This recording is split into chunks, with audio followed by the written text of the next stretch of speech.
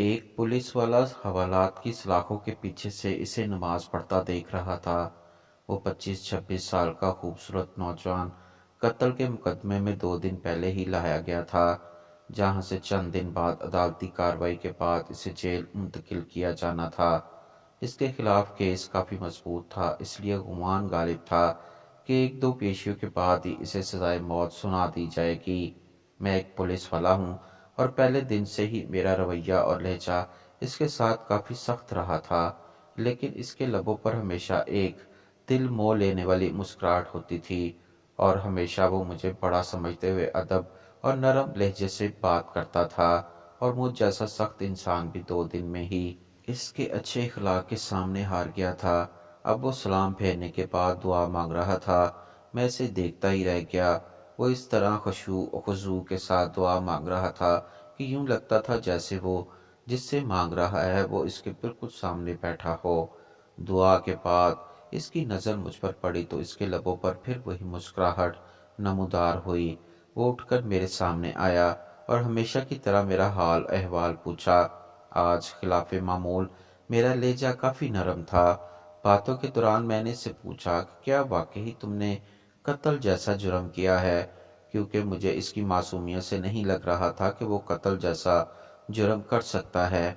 एक इंसान का कत्ल पूरी इंसानियत का कत्ल है, तो फिर मैं ऐसा घिनौना जुर्म कैसे कर सकता हूँ। इसने मुस्कुराते हुए जवाब दिया। तो फिर मैंने सवालिया नज़रों से इसकी तरफ देखा।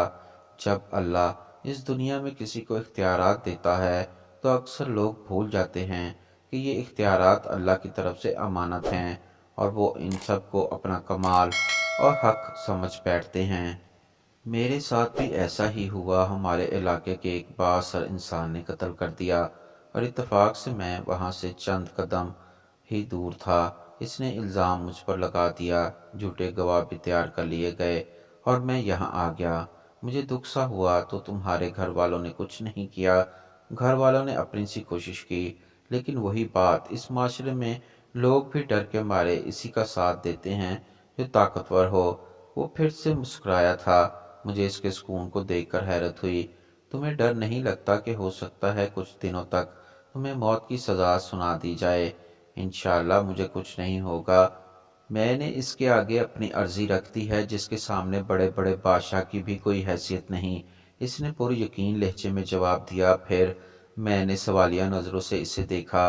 मैं अपने अल्लाह की बात कर रहा हूँ। इसे मेरी बेगुनाही का ही इल्म है और वो मुझे कुछ नहीं होने देगा। इसके हर हर लफ्ज़ से मोहब्बत टपक रही थी। तुम्हें यकीन है कि दुआ से काम हो जाएगा? अगर ना हुआ तो? मैंने पूछा। जब इससे मांगा जाता है ना, तो फिर शक में नहीं पड़ते कि वो कबूल नहीं करेगा। बस सब कुछ इस पर छोड़कर इंतज़ार करते हैं। इसके लहजे में यकीन ही यकीन था। मैं बस इसके चेहरे को तकता रह गया कि इससे पहले अल्लाह पर इतना यकीन शायद ही किसी में देखा हो। 3 दिन मजीद गुजर गए। इस दौरान इसके घर वाले भी इससे मिलने आए थे। वो अपने वालदैन का इकलौता बेटा था। माँ का रो रो कर बुरा हाल था, लेकिन इसके सुकून में कोई कमी नहीं आई थी। वो मुसलसल समझाता रहा कि मैंने अल्लाह के सामने अर्जी रख दी है। इसे पता है मैं बेगुनाह हूँ। देख लीजिएगा, वो मुझे कुछ नहीं होने देगा। मैंने अल्लाह पर इतना यकीन इससे पहले सिर्फ पढ़ा ही था, लेकिन कभी नहीं देखा था। मेरे दिल में अब इसके लिए अकीदत के जज्बात पैदा होना शुरू हो गए थे। शायद अल्लाह की मोहब्बत होती ही ऐसी है जो पत्थर दिल को भी पिघला देती है। और फिर जब इसे अदालत में पेश किया जाना था, इससे एक दिन पहले ही अजीब वाक़या हुआ। जिस शख्स ने खुद कत्ल करके इल्ज़ाम इस पर लगाया था, वो अपनी बीवी और इकलौते बच्चे के साथ गाड़ी में कहीं जा रहा था कि इसे एक खौफनाक हादसा पेश आया, जिसके नतीजे में इसकी बीवी और बच्चा तो मौके पर ही जाँ बहक हो गए, जबकि इसे शदीद जख्मी हालत में अस्पताल मुंतकिल किया गया। काफ़ी घंटों बाद होश में आने के बाद इसे बीवी और बच्चे के मरने की खबर मिली तो इसकी हालत और बिगड़ गई। इसी जानकनी के आलम में इसे कुछ याद आया। इसने चीख कर करीब मौजूद डॉक्टर को इसकी वीडियो बनाने का कहा। बार बार इसरार पर डॉक्टर ने नर्स को वीडियो बनाने का इशारा किया तो इसने वीडियो में बड़ी मुश्किल से अपने जुर्म का इतराफ़ किया और इस नौजवान को बेगुनाह करार देकर हाथ जोड़कर माफ़ी भी मांगी। اس نے ڈاکٹر سے وعدہ لیا کہ وہ یہ ویڈیو ضرور پولیس اسٹیشن لے کر جائے گا۔ شاید بیوی بچے کے مرنے کے بعد وہ اپنی حالت کا علم ہو جانے کے بعد وہ اس گناہ کو ساتھ لے کر مرنا نہیں چاہتا تھا۔